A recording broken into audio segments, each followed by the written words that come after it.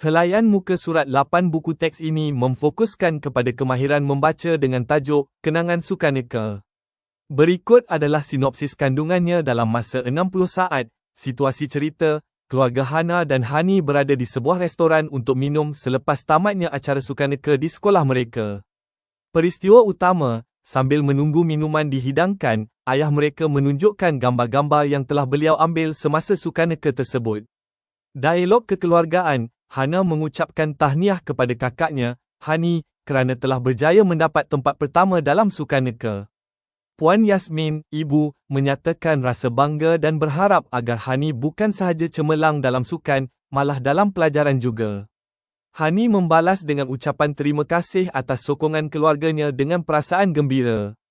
Aktiviti pembelajaran, murid dikehendaki untuk membaca perenggan dan petikan tersebut dengan sebutan yang betul serta intonasi yang sesuai. Secara keseluruhannya, halaman ini menerapkan nilai murni kebersihan fizikal dan mental serta semangat kekeluargaan melalui aktiviti membaca teks naratif mudah.